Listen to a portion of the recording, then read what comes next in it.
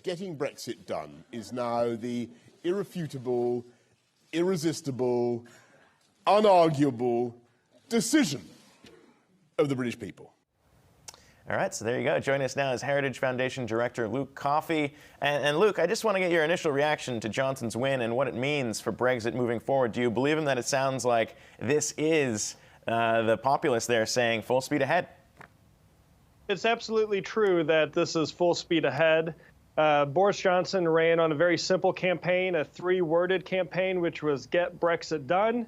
The supporters of Brexit want a deal and they want it done. Many of the remainers from 2016 are fed up with the debate and they want it done. Most people in the UK want to move on to the other important issues such as education, healthcare, the environment, the bread and butter issues. How much easier does it make it to get done now, though, as we saw this? I mean, this was a strong defeat when we think about it, and the way that this played out, kind of tying all the way back to Margaret Thatcher back in '87. So, I mean, when you're looking at this, how hard does it become to get Brexit done? Because, as we know, Theresa May wasn't able to get it done. It hasn't gone anywhere. So what's the path forward now? Well, the path is actually very clear for Boris Johnson. For the first time since the Brexit vote in June of 2016, we actually have some clarity and we have a pathway on what's going to happen. Boris Johnson already has a deal agreed with the European Union. Every candidate that stood in the election under the Conservative Party banner had to make a pledge that they would support that deal. And he now has a majority of 80 in the House of Commons, so he doesn't have to rely on smaller parties, smaller regional parties.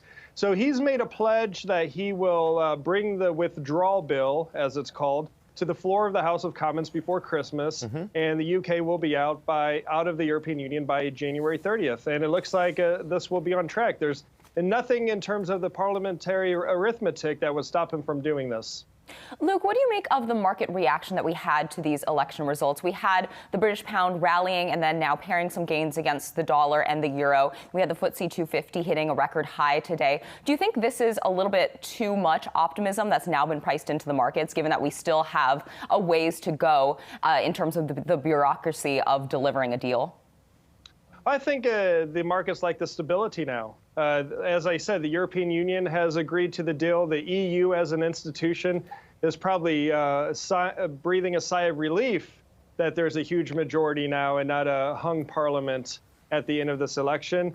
The markets like the stability, as we've seen recently. Personally, I'm a little concerned because I'm traveling to the UK next week for vacation, and I thought my dollar would be a little stronger, but I think it's a price worth paying for those of us who supported Brexit and wanted some clarity from this election. Yeah, and you talk about stability, too. Now much more stable is the relationship between the U.S. and the UK when you think about it. President Trump also tweeted today in support of Johnson, writing, quote, "Congratulations to Boris Johnson on his great win. Britain and the United States will now be free to strike a massive new trade deal after Brexit. This deal has the potential to be far bigger and more lucrative than any deal that could be made with the EU.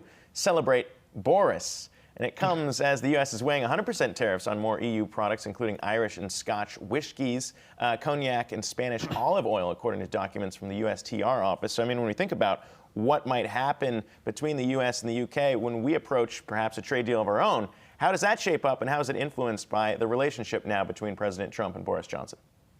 It is important to remember that the special relationship between the U.S. and the U.K. is so important that it doesn't really matter who sits in the Oval Office or who sits at 10 Downing Street. The relationship is very deep and broad and has gone back for decades. But that being said, it is clear to observers that President Trump and Prime Minister Boris Johnson have a very close relationship. They seem to like one another. They work well with one another.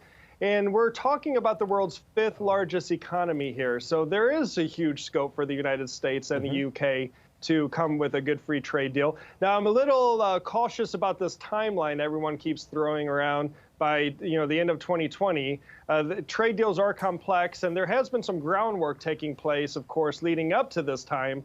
But I think as long as we get a good trade deal between these two countries in the near future, I think this will be very positive. All right, Luke Coffey, sorry your dollar won't go a little bit farther out there. Appreciate you taking the time, though. Just ahead, some big names.